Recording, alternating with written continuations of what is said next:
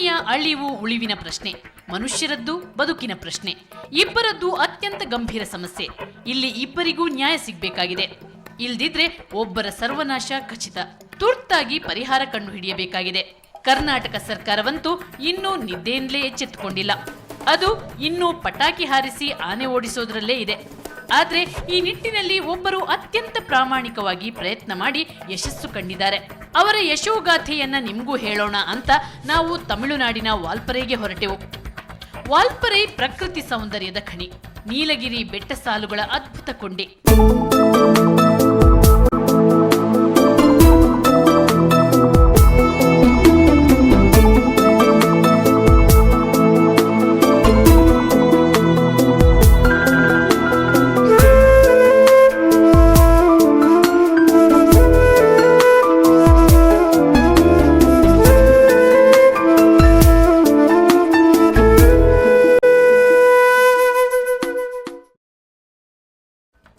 ಇಲ್ಲಿ ಕಣ್ಣು ಹಾಯಿಸಿದಲ್ಲೆಲ್ಲ ಚಹಾ ತೋಟ.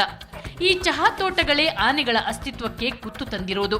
ಹಾಗಾಗಿ ಇಲ್ಲಿ ಆನೆ ಮಾನವನ ನಡುವಿನ ಸಂಘರ್ಷ ಸಾಮಾನ್ಯ. ಈ ಸಂಘರ್ಷದಲ್ಲಿ ಅನೇಕರು ಪ್ರಾಣ ತೆತ್ತಿದ್ದಾರೆ. ಆನೆಗಳು ಪ್ರಾಣ ಕಳೆದುಕೊಂಡಿವೆ. ಈ ಪ್ರಾಣಹಾನಿಯನ್ನ ತಡೆಯಲು ಇಲ್ಲಿ ಅದ್ಭುತ ಉಪಾಯ ಕಂಡುಹಿಡಿಯಲಾಗಿದೆ. ಈ ಕೆಂಪು ದೀಪ ಅಪಾಯದ ಸೂಚನೆಯಲ್ಲ, ಇದು ಉಪಾಯದ ಸೂಚನೆ. ಮಾನವ ಮತ್ತು ಆನೆಗಳ ನಡುವಿನ ಸಂಘರ್ಷನ ಕಡಿಮೆ ಮಾಡಲು ಕನ್ನಡಿಗರೊಬ್ಬರು ಕಂಡುಹಿಡಿದ ಅದ್ಭುತ ಆವಿಷ್ಕಾರ.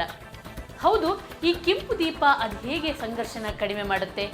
ಈ ಕನ್ನಡಿಗರು ಮಾಡಿದ ಸಾಧನೆ ಏನು? ಇದೆಲ್ಲ ತಿಳ್ಕೊಳ್ಳಲು ನಾವು ನೇರವಾಗಿ ತಮಿಳುನಾಡಿಗೆ ಹೋಗಬೇಕು.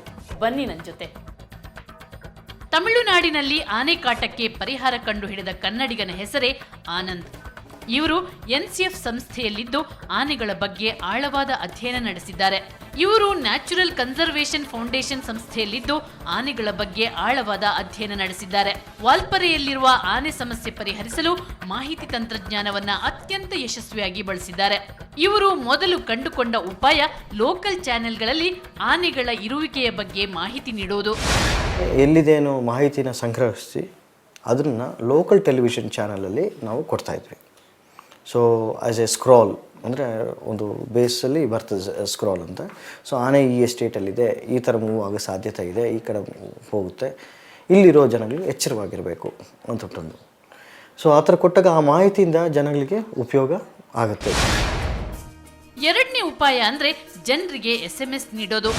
ಆನೆಗಳು ಯಾವ ಕಡೆಯಿಂದ ಯಾವ ಕಡೆ ಮೂವ್ ಆಗ್ತವೆ, ಎಷ್ಟು ಟೈಮಲ್ಲಿ ಮೂವ್ ಆಗುತ್ತೆ, ಎಷ್ಟು ದೂರ ಮೂವ್ ಆಗುತ್ತೆ ಅಂತ ಒಂದು ಐಡಿಯಾ ಇಟ್ಕೊಂಡಿದ್ವಿ.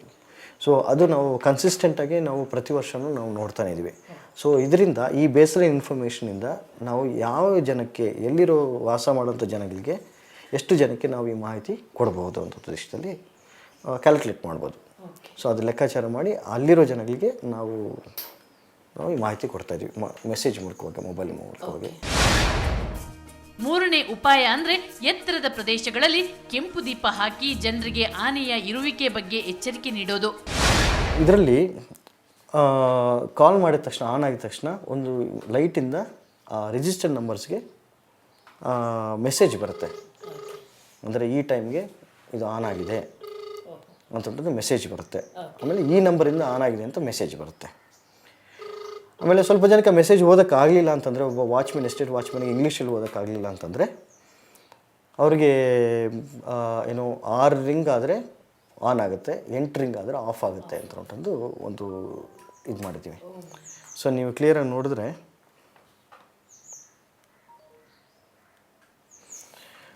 ಸೊ ಈ ರೀತಿ ಫ್ಲ್ಯಾಶ್ ಆಗೋದ್ರಿಂದ ಈ ಲೈಟು ನಾವು ಫೀಲ್ಡಲ್ಲಿ ಟೆಸ್ಟ್ ಮಾಡಿದಾಗ ಹತ್ತಿರ 1 ಕಿಲೋಮೀಟರ್ ದೂರದಿಂದ ಈ ಲೈಟನ್ನ ಕಂಡುಹಿಡಿಬೋದು. ಸೊ ಹಾಗಿರೋದ್ರಿಂದ ನಾವು ನಿಯರೆಸ್ಟ್ ಬಸ್ ಸ್ಟಾಪ್ಸ್ನ ನಾವು ನೋಡಿಕೊಂಡಾಗ ಎಲ್ಲನೂ 1 ಕಿಲೋಮೀಟ್ರು ದೂರದಲ್ಲಿ ಹತ್ರ 1 ಕಿಲೋಮೀಟರ್ ಆವ್ರೇಜ್. ಇಲ್ಲಿ ಆನೆಗಳ ಬಗ್ಗೆ ವ್ಯವಸ್ಥಿತ ಅಧ್ಯಯನ ನಡೆದಿದೆ. ಜನರಿಗೆ ಆನೆ ಮೇಲೆ ಪ್ರೀತಿ ಇದೆ. ಅಲ್ಲದೆ ಅರಣ್ಯ ಇಲಾಖೆಯ ಪ್ರೋತ್ಸಾಹವೂ ಸಿಕ್ಕಿದೆ.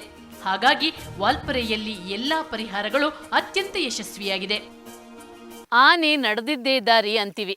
ಹೌದು, ಆನೆ ನಡೆಯುವ ದಾರಿಗೆ ಅದರದ್ದೇ ಆದ ಮಹತ್ವ ಇದೆ. ವಾಲ್ಪರೆಯಲ್ಲಿ ಮನುಷ್ಯ ಮತ್ತು ಆನೆಗಳ ನಡುವಿನ ಸಂಘರ್ಷನ ಕಡಿಮೆ ಮಾಡಲು ಆನಂದ್ ಮತ್ತು ಅವರ ತಂಡ ಒಂದು ಸೌಹಾರ್ದಯುತವಾದ ಉಪಾಯ ಕಂಡುಹಿಡಿದಿದೆ. ಅದೇನೆಂದರೆ ಆನೆಗಳ ದಾರಿಯನ್ನು ಜೋಡಿಸೋದು. ಹೌದು, ಈ ಆನೆಗಳ ದಾರಿಯನ್ನು ಜೋಡಿಸುವಂತ ಕತೆ ತುಂಬಾ ಇಂಟ್ರೆಸ್ಟಿಂಗ್ ಆಗಿದೆ. ಆನೆ ದಾರಿಯನ್ನ ಜೋಡಿಸುವ ಕೆಲಸ ಈಗಾಗಲೇ ಆರಂಭ ಆಗಿದೆ. ಇದಕ್ಕೆ ಇಲ್ಲಿನ ಎಸ್ಟೇಟ್ ಮಾಲೀಕರು ಸಹಕಾರ ನೀಡುತ್ತಿದ್ದಾರಂತೆ. ಪರಿಸರ ವಿಜ್ಞಾನಿಗಳು ಕಂಡುಕೊಂಡ ಉಪಾಯಗಳು ಪ್ರಾಣಹಾನಿ, ಆಸ್ತಿಪಾಸ್ತಿ ಹಾನಿಯನ್ನ ತಡೆದಿದೆ. ಇದರಿಂದ ಜನರು ತುಂಬಾ ಖುಷಿಯಾಗಿದ್ದಾರೆ. ಒಟ್ಟಾರೆ ವಾಲ್ಪರೈನ ಪರಿಸರ ತಜ್ಞರು ಆನೆ ಸಮಸ್ಯೆಗೆ ಕಂಡುಕೊಂಡ ಪರಿಹಾರ ಇತರ ಭಾಗಗಳಿಗೆ ಮಾದರಿಯಾಗಿದೆ. ಆಧುನಿಕ ತಂತ್ರಜ್ಞಾನ ಬಳಸಿ ಐತಿಹಾಸಿಕ ಪ್ರಾಣಿಯ ರಕ್ಷಣೆಗೆ ಮುಂದಾಗಿರುವುದು ನಿಜವಾಗ್ಲೂ ಶ್ಲಾಘನೀಯ. ಪರಿಹಾರ ಸರಳವಾಗಿದ್ರೂ ಪರಿಹಾರ ಅದ್ಭುತವಾಗಿದೆ. ಇಂತಹ ಪರಿಹಾರೋಪಾಯಗಳು ನಮ್ಮಲ್ಲೂ ಅಳವಡಿಸಿದ್ರೆ ಕರುನಾಡು ಮತ್ತೆ ಆನೆಗಳ ಸುರಕ್ಷಿತ ನೆಲೆಬೀಡಾಗುವುದರಲ್ಲಿ ಅನುಮಾನವೇ ಇಲ್ಲ. ಸಹನೆ, ಸೌಹಾರ್ದ ಹಾಗೂ ಪ್ರೀತಿಯಿಂದಲೇ ಈ ಸಮಸ್ಯೆಯನ್ನು ಪರಿಹರಿಸಲು ಸಾಧ್ಯ. ಅಲ್ಲದೆ ಆನೆಗಳ ಬಗ್ಗೆ ಅಧ್ಯಯನದ ಅಗತ್ಯ ಇದೆ. ಸರ್ಕಾರ ಈ ಸಮಸ್ಯೆನ ಅತ್ಯಂತ ಗಂಭೀರವಾಗಿ ಪರಿಗಣಿಸಿ ಸೂಕ್ತ ಕ್ರಮ ಕೈಗೊಳ್ಳಬೇಕು. ಆಗ ಮಾತ್ರ ಆನೆ ಮತ್ತು ಮಾನವರ ನಡುವೆ ಪ್ರೀತಿ ಬೆಸೆಯಲು ಸಾಧ್ಯ.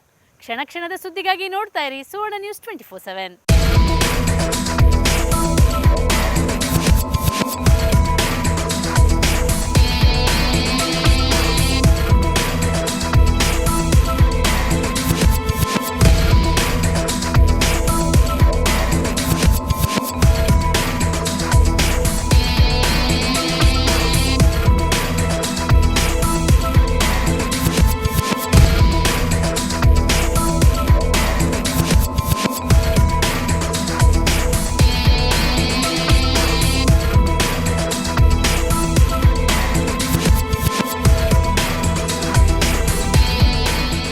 ಕವರ್ ಸ್ಟೋರಿ ಬಗ್ಗೆ ನಿಮ್ಮ ಅನಿಸಿಕೆ, ಅಭಿಪ್ರಾಯಗಳನ್ನ ನಮ್ಗೆ ಕಳಿಸ್ಕೊಡಿ.